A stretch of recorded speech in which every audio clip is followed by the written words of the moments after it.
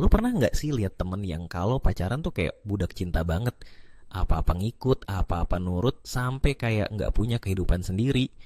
Atau jangan-jangan lu sendiri nih yang kayak gitu? Hari ini kita bakal ngebahas kenapa bucin itu sebenarnya bisa merusak hubungan. Ini fakta yang harus lo tahu sebelum semuanya jadi makin toksik. Dan jangan salah, bucin itu nggak cuman soal lo nurut sama pasangan, tapi lebih dari itu, lo bisa aja udah masuk kategori bucin tanpa sadar. Nah, sebelum lo terjerumus makin dalam, yuk kita bahas lebih lanjut. Menurut Dr. John Gottman, seorang pakar hubungan dari The Gottman Institute, hubungan yang sehat itu didasarkan pada keseimbangan antara kebebasan individu dan keterikatan emosional.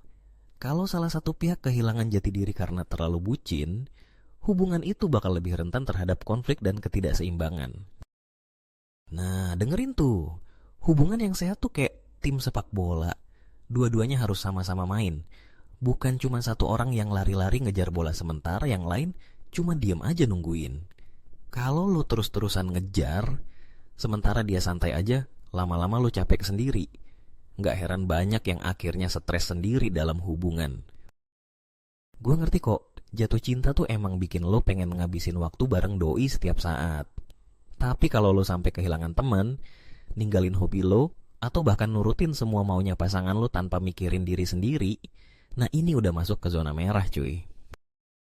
Jadi gini, bucin itu bukan cuma soal lo ngelakuin apa aja buat pasangan lo, tapi lebih ke seberapa jauh lo rela ngorbanin diri lo sendiri buat dia. Kebayang gak sih kalau suatu hari lo sadar lo udah kehilangan jati diri lo sendiri? Ini bukan skenario film romantis. Ini kenyataan pahit yang sering kejadian. Dan parahnya lagi, orang yang terlalu bucin biasanya gampang banget dimanfaatin. Baik itu sama pasangannya sendiri atau bahkan orang di sekitar yang ngelihat lo sebagai si gampang disuruh. Waduh, gak mau kan lo jadi kayak pelayan di hubungan sendiri. Masalahnya, bucin itu bisa jadi pintu masuk ke hubungan yang gak sehat. Awalnya sih kayak, so sweet, dia selalu ada buat gue. Lama-lama bisa jadi, kok dia gak pernah ngasih gue ruang buat sendiri ya. Atau kebalikannya, pasangan lo malah jadi keenakan ngekontrol hidup lo. Kapan terakhir kali lo nongkrong sama temen lo tanpa harus izin dulu? Mikir kan? Seringkali, kebucinan juga bikin lo ketergantungan emosional. Tiap hari bawaannya cemas, takut dia ninggalin lo, sampai-sampai lo jadi overthinking sendiri. Lah, jalin hubungan apa main survival mode sih? Harusnya bikin lo happy, bukan stres tiap hari. Seringkali, alasan utama seseorang jadi bucin itu bukan karena cinta, tapi karena takut kehilangan. Ini yang bahaya. Kalau lo selalu mikir, kalau gua gak nurut, nanti dia pergi. Itu tandanya hubungan lo dibangun atas dasar ketakutan, bukan kasih sayang yang sehat. Ini ibarat lo makan mie instan tiap hari karena takut gak ada makanan lain, padahal ada banyak pilihan makanan yang lebih sehat dan enak. Ingat, cinta yang sehat itu harusnya bikin lo berkembang. Kalau lo malah jadi orang yang lebih lemah, lebih gak percaya diri atau kehilangan jati diri, itu tandanya lo bukan pacaran tapi dikendalikan. Lalu, gimana dong biar gak jadi bucin yang merusak diri sendiri? Simple sih, lo harus tetap jadi diri lo sendiri.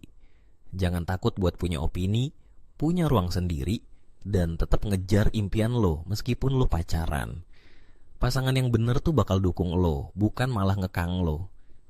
Kunci dari hubungan yang sehat itu keseimbangan bro. Kalau lo udah mulai ngerasa kayak lo jadi bayang-bayang pasangan lo, atau lebih sering nanya ke dia dibanding mikirin diri lo sendiri, itu udah lampu merah.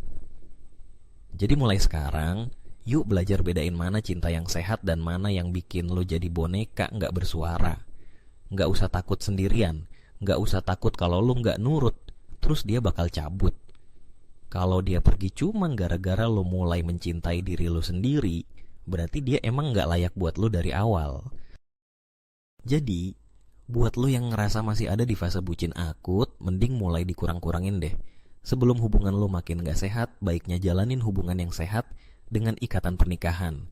Kalau lo suka video ini, jangan lupa like, komen, dan share ke temen lo yang masih suka bucin biar sadar. Subscribe juga biar lo nggak ketinggalan konten menarik lainnya. Sampai ketemu di video berikutnya dan ingat, cinta itu sehat bukan siksa. Peace out.